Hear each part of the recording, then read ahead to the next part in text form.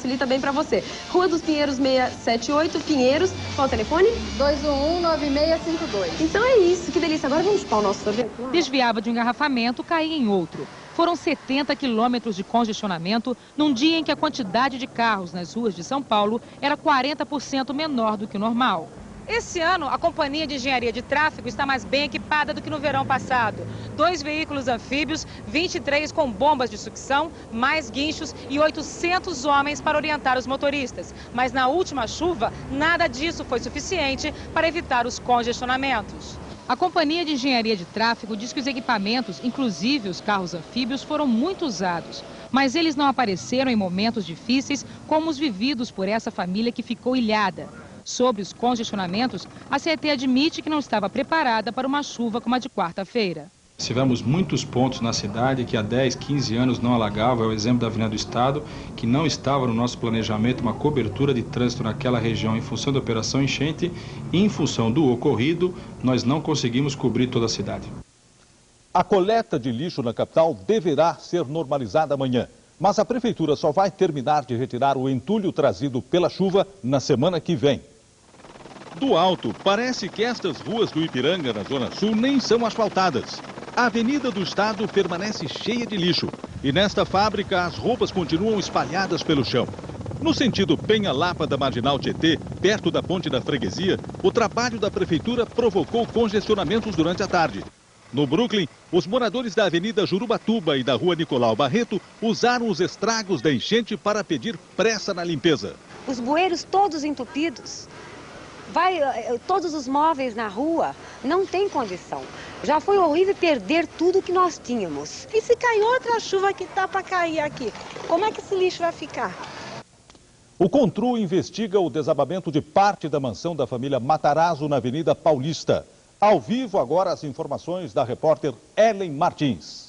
A mansão foi construída em 1941 pelo pioneiro da industrialização brasileira, Conde Francesco Matarazzo. Ela quase virou patrimônio histórico, mas a família recorreu e ganhou na justiça a posse da mansão. Depois do desmoronamento, o CONTRU já fez 2 vistorias e concluiu que há risco de novos desabamentos. A rachadura no alto do que restou da fachada pode aumentar e bastaria um vento mais forte para a parede cair. Ela tem 15 metros de altura e com a queda, segundo os técnicos, poderia atingir até a faixa de ônibus da Avenida Paulista. Por isso, essa faixa foi interditada e o estacionamento que funciona no jardim da casa também foi fechado. O senhor acha que só uma chuva bastaria para derrubar essa fachada? Olha, no meu ponto de vista técnico, um desabamento atípico, um pequeno desabamento parcial acabou comprometendo seriamente a estrutura dessa edificação, que era muito sólida.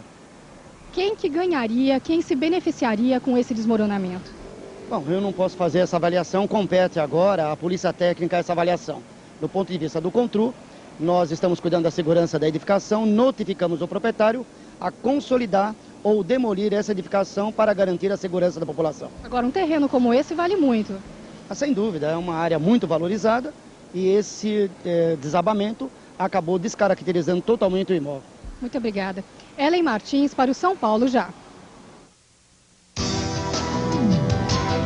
Os prefixos passarão a ter 4 dígitos. O prefixo 64 vai mudar para 3064, o 851 para 3061, o 897 passa para 3067 e o 898 para 3068.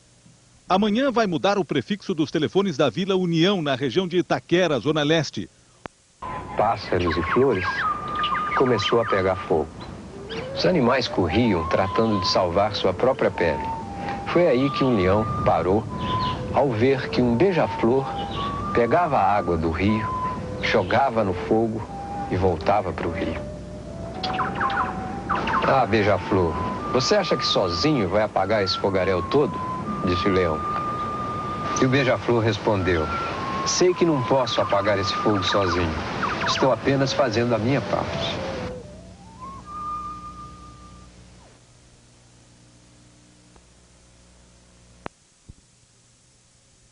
Da África do Sul, ele comeria a página. Os sul-africanos venceram 1-0.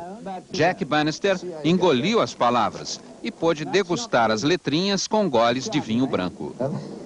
Em Detroit, Estados Unidos, o tricampeão mundial de Fórmula 1, o escocês Jack Stewart, anuncia a formação da equipe Ford Stewart, que disputará o Mundial em 97.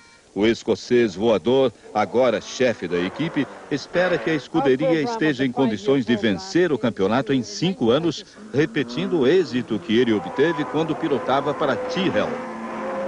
Veja a seguir, explosão mata um dos terroristas mais procurados do mundo. E a aventura de uma cadela em busca do dono depois da guerra.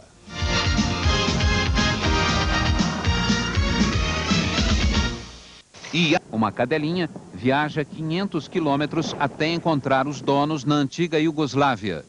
Dena, de 5 anos, se perdeu quando a família sérvia fugia da guerra. A cadelinha emagreceu 22 quilos numa aventura de 4 meses para sentir de novo o carinho dos donos. O terrorista considerado inimigo número 1 de Israel morre numa explosão na faixa de Gaza. Ele era procurado pela polícia há mais de 2 anos.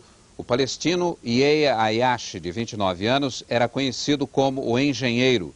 Ele era responsável pela onda de atentados suicidas que matou 70 israelenses nos últimos 18 meses. O grupo radical palestino Hamas acusou a polícia de Israel de ter assassinado Ayashi e jurou vingança. O terrorista era considerado pelo governo israelense uma ameaça ao processo de paz no Oriente Médio. A agência de notícias France Press informou que o terrorista morreu quando o telefone celular que ele usava explodiu. Surge uma polêmica sobre a liberdade de expressão no país. De um lado, a justiça, que concede liminares para proibir. De outro, autores e juristas que criticam a nova fórmula de censura. Um novo livro, uma música, um filme premiado, um programa na TV. Você ouve falar, quer ver, não pode. Essa era a história de um Brasil que ficou para trás. O Brasil da censura, que proibia tudo aquilo que ousava, que ameaçava o regime, ou simplesmente aquilo que não conseguia compreender.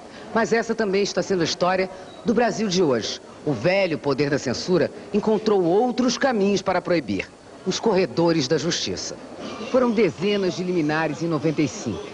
Em maio, a empresa de produtos de limpeza Amway entrou com liminar contra esta reportagem da TV Bandeirantes. O programa só foi exibido uma semana depois, quando a justiça deu ganho de causa à emissora. Em junho, a censura voltou suas armas para a música dos Paralamas do Sucesso. O procurador da Câmara dos Deputados tentou vetar a execução de Luiz Inácio e os 300 picaretas. A proibição acabou derrubada pelo Supremo. Em novembro, os livros.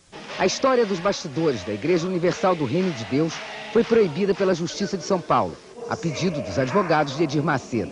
A biografia de Mané Garrincha, sucesso de público e crítica, não agradou às filhas do craque.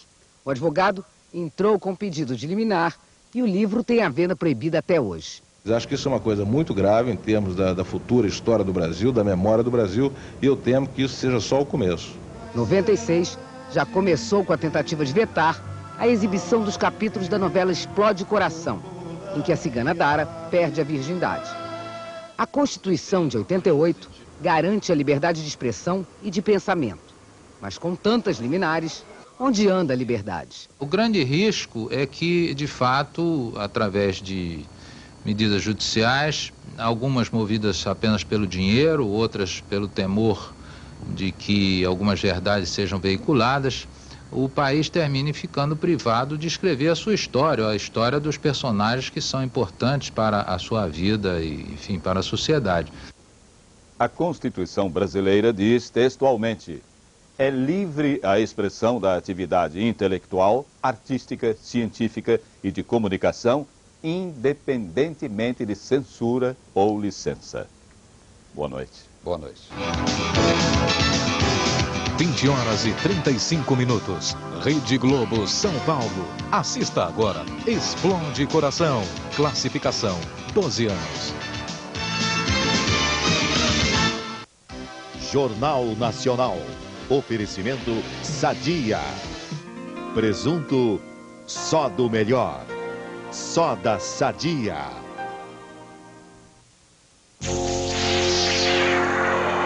Esse mundo é uma bola. Globo e você, tudo a ver.